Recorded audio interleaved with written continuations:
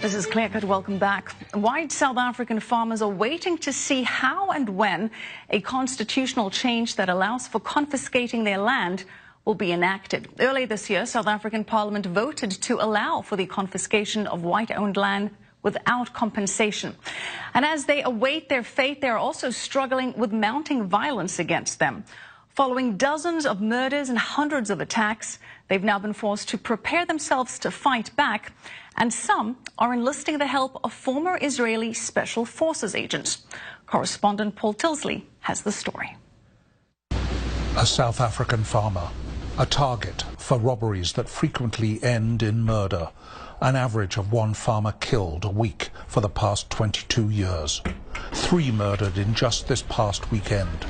The government doing little to help. The police progressively weaker and unable or unwilling to assist. Criminals preying on farmers like this one as easy, isolated targets.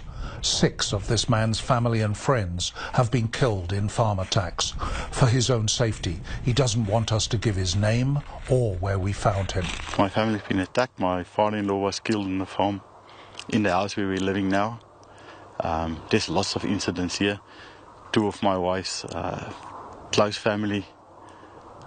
In total, I've lost about six people that I know. Good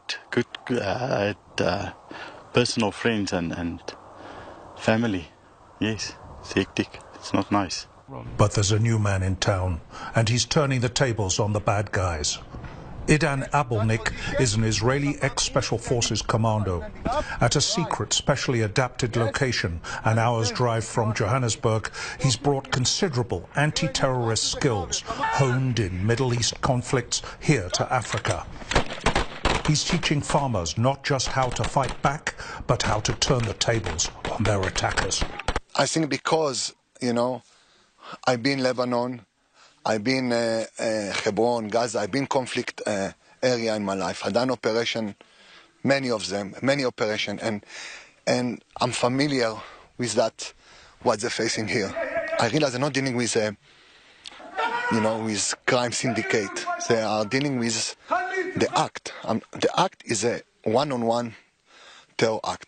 Here, deep in Africa, more than 9,000 kilometers from Jerusalem, an Israeli ex-Special Forces commando involved in a new fight to save the African farmer. I want to transfer the mindset to survivor. They need to understand that we are here learning how to survive. Those being trained by Abelnik really value what he's doing for them. Well, firstly, I feel honored that he came all the way to South Africa to come and teach us his way and the experience he has. He's got passion for all people. I can see it in him. I've known him for quite a while now, and you can see it in him. Whatever he does for people. And he likes to help people. He likes to equip people to help themselves. Where I come from, in Israel, is a country we very much believe in peace. We really want a peace, but we will protect and we fight what is right. And same is here in the farm community. Idan Abelnik, an Israeli trying to save lives in Africa.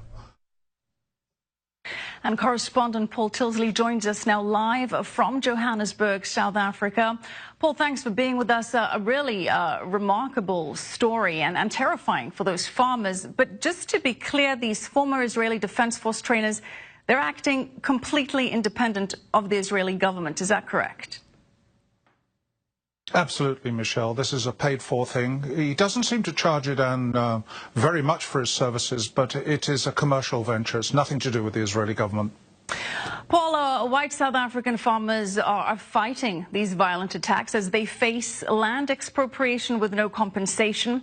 Earlier this year, the South African Parliament voted to change the constitution and allow for the confiscation of white-owned land without compensation. So where does that stand now? Well, Michelle, it's still some way from becoming law. The first of more than 30 public hearings kicked off earlier today, and there have been some 700,000 written submissions. It could have a rocky time going into law, though, because although any such law is designed to principally target farmland, private homeowners here have been told by some politicians that they are at risk. Such talk is scaring both white and black people here. But with an election next year, the government is trying to push the law through to win the vote of those without homes. Michelle? Paul, let's talk about this violence, because just last year, 47 white farmers were murdered, hundreds of attacks. So what are the authorities saying and doing about this? Well, very little, Michelle. The government is failing in any kind of frankly weak fight it's making against murder and crime generally here. 47 white farmers may have been murdered here in the whole of last year, Michelle, but nationally, 49 people of all colours were killed every day. But it can be terrifying on a farm. One farmer told me that during one attack recently, the police arrived in the middle of a firefight and were too scared to get out of their car. Michelle? Yeah, the violent crime in South Africa, really terrible. Paul, this motion to change the constitution to allow for the land confiscation, that was brought by Julius Malema. He's the leader of the EFF opposition party. And Malema has been accused of advocating violence, stirring racial tensions. He's even called outright for the slaughter of white people at rallies. He's chanted what translates to "one bullet, one settler." And he's called on supporters to shoot the Boer, that is a term for white South Africans. How is Malema's role in inciting this violence being addressed, if at all, Paul? Well, he gets to spend a large portion of his time in one court after another on a daily basis almost, accused of hate speech, of racism. But he's very crafty, Michelle, always trying to appeal to the poorest of the poor, the voters. This week, spewing out unrepeatable slurs on South Africa's sizable Indian community, and even using the N-word favoured by rappers to lash out at some black journalists here. So he's lashing out, he's hitting out at anyone who he perceives to have money in order to get votes. And yet he does enjoy quite substantial support. Paul, because of this violence, Australia was considering fast-tracking visas for those white South African farmers to be granted asylum on humanitarian grounds. That received tremendous backlash from the South African government. Where does that stand now?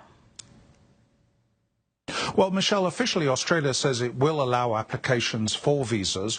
Reportedly, they've got 213 requests on humanitarian grounds from here so far, but that they won't give farmers special preference by fast-tracking them. Recently, though, one of the branches of the country's Liberal Party, one of the two main parties, called for the idea of fast-tracking to be put back on the table.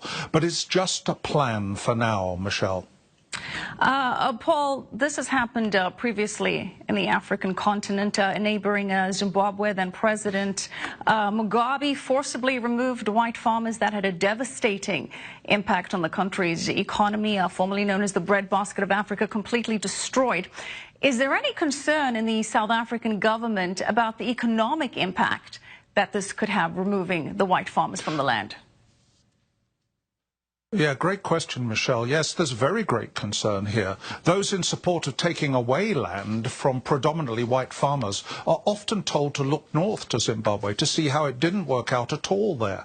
In fact, now Zimbabwe is trying to lure back many of those farmers it chased away to places like Zambia and Mozambique. As one critic put it here, as South Africa goes down the tube, Zimbabwe is lifting itself up again. Michelle? Interesting. Appreciate that so much, Paul Tilsley, live in Johannesburg, South Africa. Thank you.